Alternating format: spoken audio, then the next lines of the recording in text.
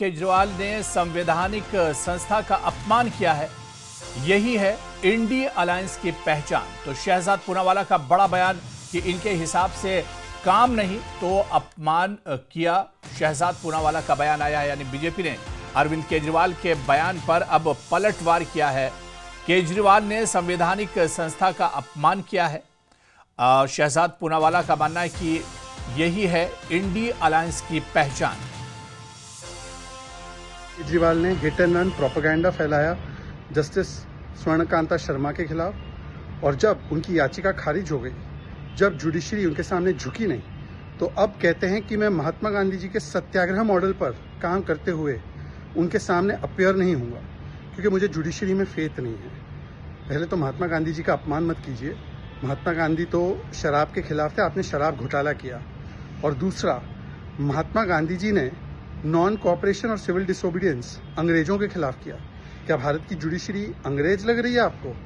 मतलब कि ये संविधान और बाबा साहब आम्बेडकर जी का भी अपमान है। और यही अरविंद केजरीवाल और इंडी अलायंस की पहचान है। जब कोई संवैधानिक संस्था उनके हिसाब से काम ना करे या उन्हें एक ऐसा वर्डिक्ट दे जो उनके खिलाफ हो, चुनाव हो या जुडिशरी हो, तो वो उसका अपमान करते हैं, उसके ऊपर सवाल चिन्ह खड़े करते हैं। आम आदमी पार्टी के बागी 7 सांसदों को बड़ी राहत मिली है। जी हां, खबर आपको बता दें कि 7 सांसदों को बीजेपी में शामिल होने की मंजूरी मिली है राज्यसभा से। राज्यसभा सचिवालय ने 7 सांसदों को मंजूरी दी है। बीजेपी के सांसदों की सूची में शामिल हुए हैं 7 सांसद। तो बड़ी खबर इस वक्त आ रही है। आपको बता दें कि आम आदमी पार्टी के बागी 7 सांसदों को बड़ी राहत मिली है। 7 सांसदों को बीजेपी में शामिल होने की मंजूरी मिली है। राज्यसभा सचिवालय ने सभी 7 सांसदों को मंजूरी दी है। बीजेपी के सांसदों की सूची में शामिल हुए हैं 7 सांसद। और इस पर और जानकारी लेंगे, हमारे संवाददाता जावेद मंसूरी हमारे साथ और डिटेल के साथ जुड़े हुए हैं। जावेद, बड़ी खबर आ रही है, आम आदमी पार्टी के जो बागी 7 सांसद थे उन्हें बड़ी राहत मिली है और अब बीजेपी में इन सांसदों को शामिल होने की बाकायदा राज्यसभा से मंजूरी मिली है। क्या कुछ जानकारी मिल पा रही है जावेद?